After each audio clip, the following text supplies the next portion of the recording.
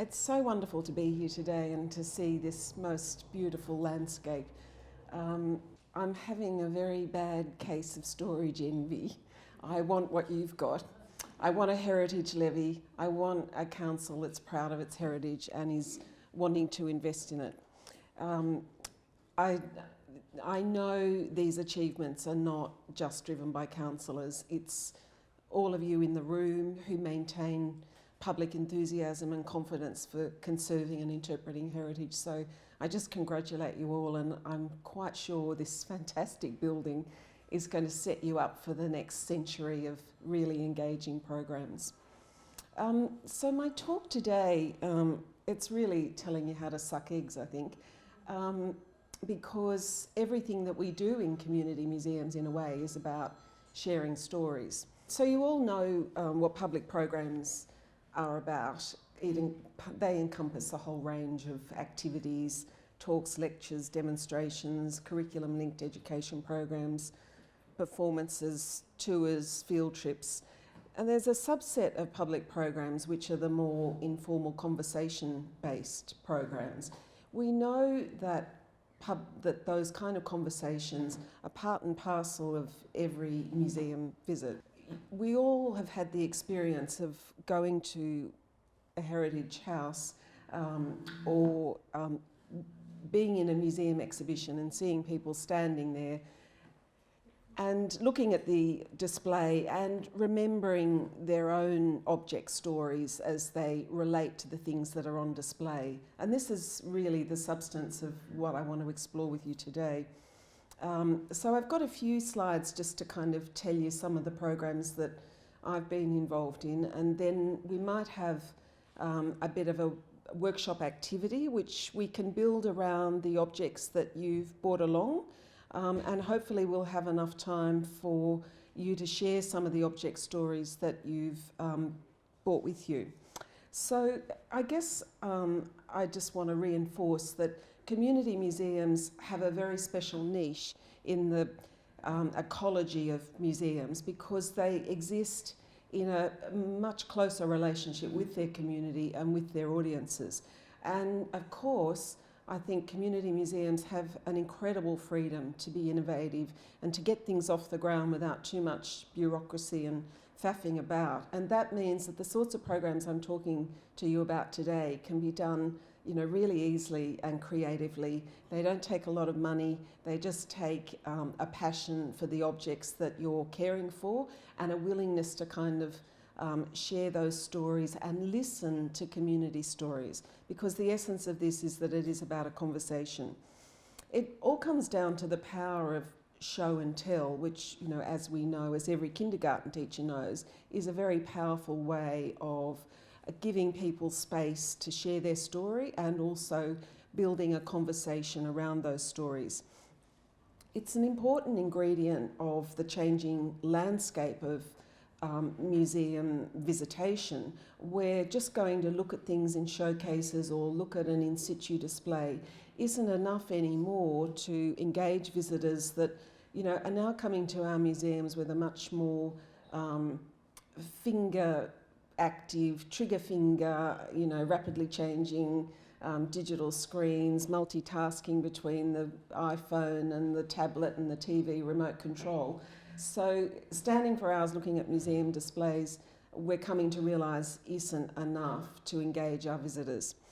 So really these ideas are about tapping into the memories and stories that visitors bring to our museums, stories that are part and parcel of your heritage fabric, and using the power of memories that are triggered by objects with stories. As we know, when people talk about objects that they've treasured, that have been passed on to them from their mother or grandmother, in many cases it triggers very powerful memories that are not tapped by other parts of our everyday life or normal experience. And that's one of the things that museums can do, because our core business is about collections and heritage and about the stories that underpin them. And the other thing I want to kind of emphasise in the talk today is that it's these stories and this kind of storytelling, it's also a tool to get a key conservation message out about objects and collections, which is that we need to write the story down, because we've all had the experience of clearing up a deceased estate or inheriting an object or finding something in an antique shop, and you think, what was the story that led to this being kept and passed on? Or indeed working with so many museum collections that are bereft of their stories because the people that built those collections didn't keep on top of their cataloguing, and because in many cases our early museology didn't recognise the importance of provenance and history and context in contributing and underpinning and actually being the essence of the meaning of the object. So we're all working in various ways with objects that are in some cases bereft of their stories. But by having these kind of programs, it gives us the opportunity to actually learn from people that still have stories around similar objects, and together work together to make sure these stories are got down on paper. So I'll just talk about a few things that I've been involved in. So this was a lovely project that we did on the mid-north coast of New South Wales, around Port Macquarie, where all the museums networked together to document their women's stories. And for the gentleman in the audience, I'm afraid there's quite a lot of women's stuff in the work that I've been doing, but don't feel that there aren't equal opportunities around men's stories and tools in sheds and wagons and things like that. These are just the things that have come to mind in my work. So as part of the Her Story project, which began with documenting collections, we ran a range of public programs around women's stories based on those collections. So one of them was object stories. We did another one about textile treasures. So we invited people to bring their textile treasures and share their story and look at some of the textile treasures in the museum. Same format for the aprons. Admission by apron. Bring your apron, share the story, write it down, number one message. And then there was another lovely program about celebrating spinsters, because as we know, so many collections and historic houses are endowed by spinsters, and yet they're rarely recognised in our public culture. So this is a bit of a summary of the typical sharing object stories format. So you hold an event, you ask visitors to bring a favourite object associated with a particular theme, make everyone feel welcome, explain how the event's going to run. You might have a guest speaker to introduce the discussion. You'd be surprised how much talent there is in your local community. You ask participants to show their object, tease out why it's important to them, encourage them to write the story down. And it's a really important conservation strategy. It's not just the frou-frou that helps you get your visitor numbers up. It's actually an integral part of the conservation work that you can do in your community around collections. Because these days we don't have to collect everything in order to see that it's conserved and passed to the next generation. We can do really productive work with families to encourage them to look after things that they have in their home. I'm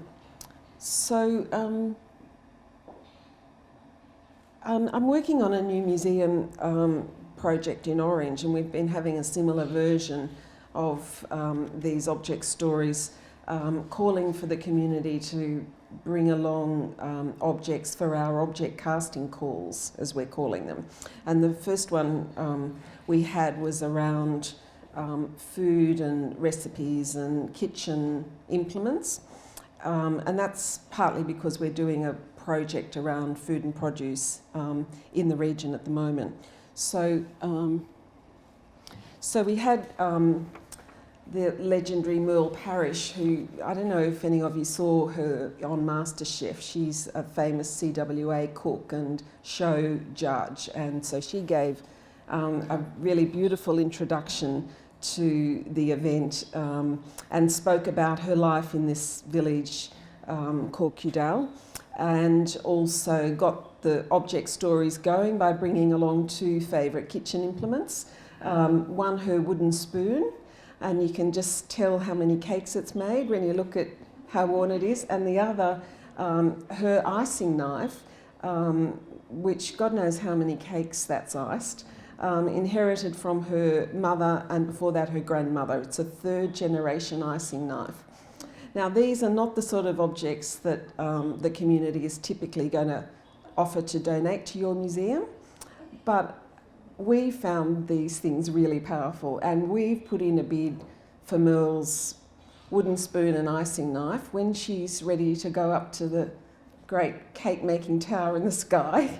We'd like that wooden spoon and icing knife. So here's another project that we've been running related to the museum development. It's a project about the villages of the Central West, and a big part of the work is around documenting local produce and food and cooking traditions. So we've just recently done this program celebrating the Pear, which was bred or developed at Molong, another little village in the Central West.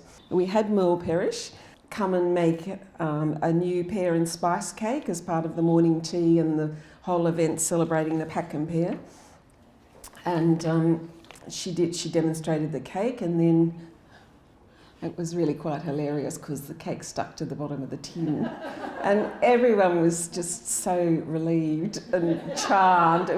It was kind of the highlight of the event, which is a bit cruel, but it's like we've all got feet of clay, even cooking legends.